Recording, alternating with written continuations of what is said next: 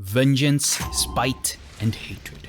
These are the driving forces behind Katsumi Daido, also known as Kamen Rider Eternal. Using the latest in Gaia Memory technology, he can channel all 26 memories, each one a representation of his wrath, granting him incredible power. And this power could be on your next D&D monk with today's homebrew, Way of the Never-ending Grudge. This incorporates the character's 26 Gaia Memories, enters them into different class features that you can use. And of course, the subclass channels all the negative emotions to transform you into Kamen Rider Eternal himself. We'll also be checking how the features work from core to capstone, and show a few use cases on the kinds of cool things you can do with a subclass. If you've ever wanted to integrate your character's vendetta into the class features, but still want the speed and ferocity of a monk, then this subclass should be right up your alley. Hello and thank you for being here, and welcome to My Wife Is VMC. I'm DMV and you're watching Husbando Homebrew, a show where we take pop culture to pen and paper. Kamen Rider Eternal is the movie-exclusive Kamen Rider from Kamen Rider W. He is one of the Never, an artificial race of humans who were raised from the dead through various gruesome experiments. And while Katsumi Daido came back from the land of the living, he also brought with him from the other side all the pent-up rage and resentment he accumulated from all the sins committed against him and his family. And now, it's time to collect. So, is everybody comfy at the table? Make sure you insert that like Gaia Memory and... A quick show of gratitude to these magnificent mallards you see on screen right now, and an extra special thank you to the top 10 recent supporters as of July 14. Piku, Project Nano, Skelly, KV, Personal Mail, Vowcat, Sonic Tate, Zachary Hukel, Unstable Table Fables, and the Absolute Mad Lad Cosplay Battle. We invite you to check out our Ko-Fi shop and join the ranks of these magnificent mallards. You'll find all the content DMV created, including other homebrew like Kamen Rider W, Kamen Rider Geats, and a 5e supplement for Giant Mecha. We appreciate any support you send our way. Part 1. The Dark Side. While traditional monks convey this image of pacifism, inner peace, or mastery, the Way of the Never-ending Grudge leans heavily on powerful and often negative emotions like vengeance and anger. And you can focus all these raw emotions into a singular weapon with a third level feature, Instrument of Vengeance. This lets you choose a single weapon type like a longsword or a dagger, and lets you use your wisdom for its attacks and damage rolls. This is an auxiliary feature that lets you get away with single attribute distribution for your monk, since the class in general tends to be MAD. Now, I understand that the imagery for strong emotions like anger and resentment is generally charisma based, and that's a fair assumption. But I figure it works for this monk since these are emotions that can control you when not internally regulated through wisdom. This is why my design choice leans heavily on wisdom for this subclass, where the monk can utilize these strong feelings and turn them into power. And you know what that also means for your monk? It frees up your ASI in other places like Constitution or Charisma. Now, a creature of vengeance like your character makes a lot of enemies and very few friends, and your opposition is likely to take advantage of your isolation. As you walk alone, you sense would-be attackers hiding along your path. Things are about to get violent, and that's just the way you like it. Let's take a look at the subclass core feature in Part 2, A Path to Many Abilities. The DM calls for initiative, and as early as now, you can activate the core feature, Armor of Rancor. Doing this as part of rolling initiative doesn't cost any action.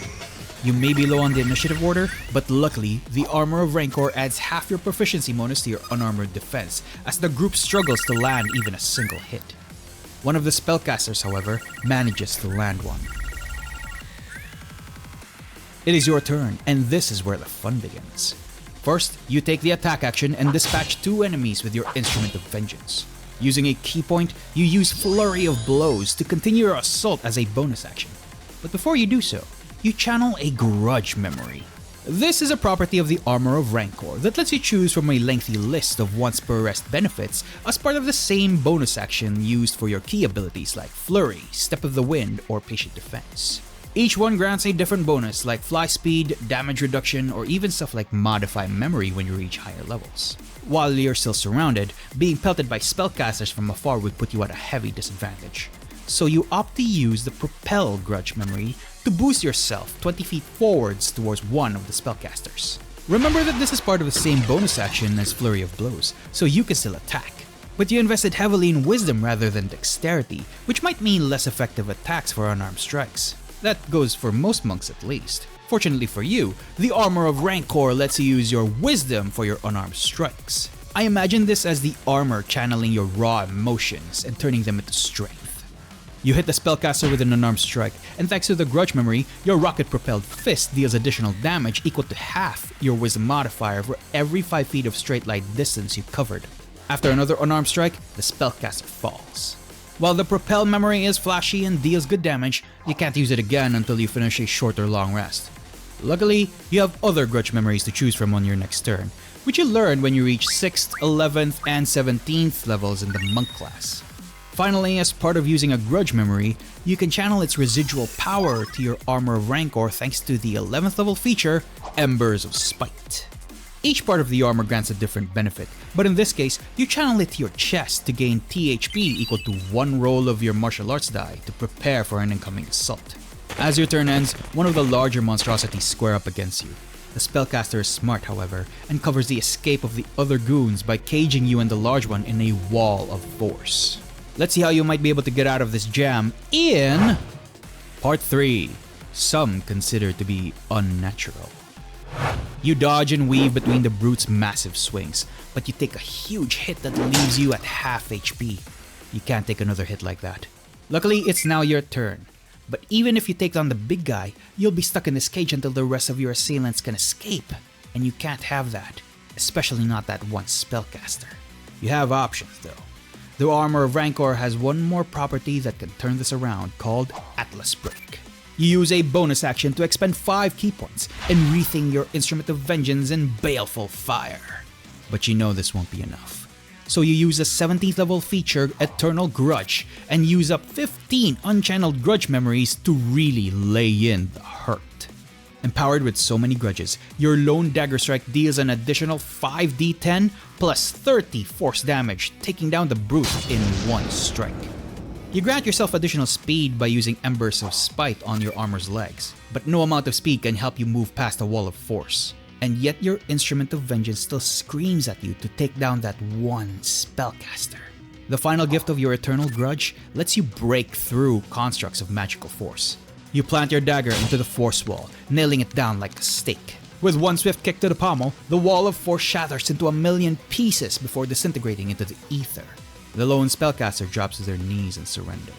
You brandish your weapon as if to herald their coming suffering, and using your 6th level Brandish Antipathy feature to make sure this person tells you who sent them. I have one more homebrew coming up based on Kamen Rider W to finish up the free subclasses, but what comes after is still up in the air. So let's play a little game. Comment Kaiju if you want me to do Kaiju number 8, comment Shell Bullet if you want me to do Scryed, or comment Maidenless if you want to see my subclass take on Elden Ring. Until then,